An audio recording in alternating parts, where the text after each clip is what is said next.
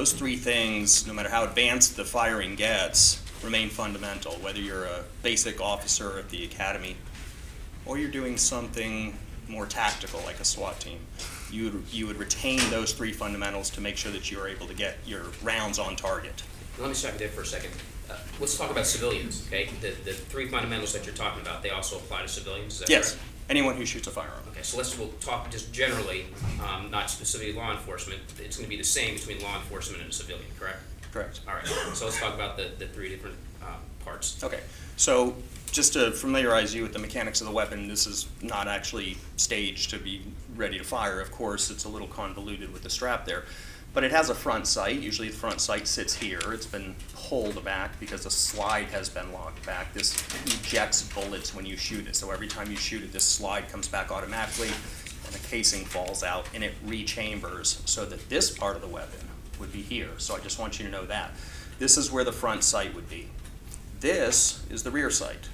So sight picture, the first part, the first fundamental, means that when you place the weapon up against, visually, the target, you want to be able to see this front sight. And you'll notice that this has a tritium white dot. That's to attract your eye. That's to draw your eye to it so that you're able to see it both in darkness and in light.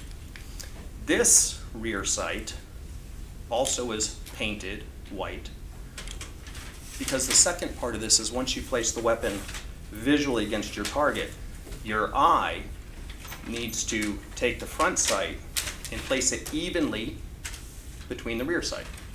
If, for example, it looks like this, the weapon is not going to fire straight. If it looks like this, it's not going to fire straight. But if it looks like that, it will fire straight. You also have to worry about if it looks like that, right, it's going to go high, and if it looks like that, it's going to go low. So sight alignment means that you're perfectly aligning the front sight with the window of the rear sight. That's the second part. The third part that you heard about is trigger control. And what trigger control is based on the idea that your index finger, which is the finger you fire with, articulates in three places from the hand. You have three joints here. The weakest part, arguably, is the pad of the finger. The strongest part is near the hand. You would know that if you ever practice grip strength techniques.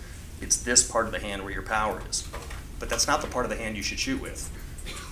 And so a lot of times people who have smaller hands, weaker fingers, will try to compensate for the way it's supposed to be done by pushing more of their finger in to get a greater amount of power to pull the trigger. This was really common when we were using revolvers that were double action, took more power than, for instance, semi-automatics.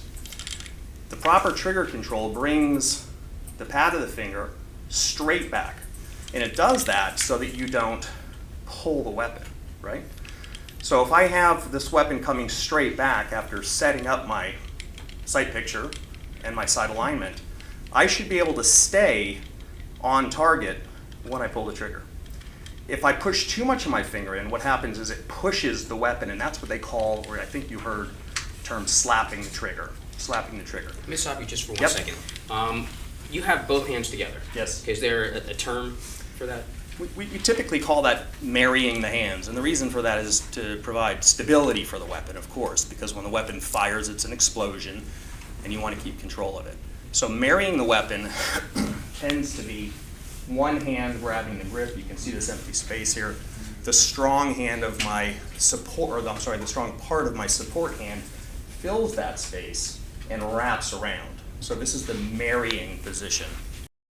Is that when you're the most stable with the firearm, so to speak? This is when you're most stable with the firearm. This is where the firearm is essentially in the grip that it will be in when you fire. Okay. Now, going, and I apologize for cutting you off. When we were talking about the video, when we talked about the two hand movements, was the defendant's hands already married? Was he already having a firm support? Yes. So with the weapon married, or the hands married and supporting the weapon, and you seeing your front sight and aligning your rear sight with the front sight, now it's time to pull the trigger. What we would expect is if the weapon trigger is slapped, obviously the round is going to be errant. It's going to go with the right-hander left, with a left-hander. gonna go right. So it will happen at exactly the time, simultaneously, to when the trigger is pulled. You wouldn't expect to see this and then the trigger being pulled. That would not be a slapping of the trigger. That would be something else. I don't know what that is, but that would be something else. To say that this is a slapping of the trigger would require the shot left the gun at the same time that you saw the jerk. Okay. So movements independent of the trigger would not be considered a trigger pull. No.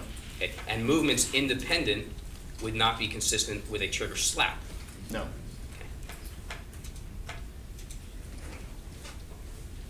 Then a moment, Your Honor. Return to the. Actually, I'll take the evidence from you. Thank you, sir. I have no further questions. Thank you, sir.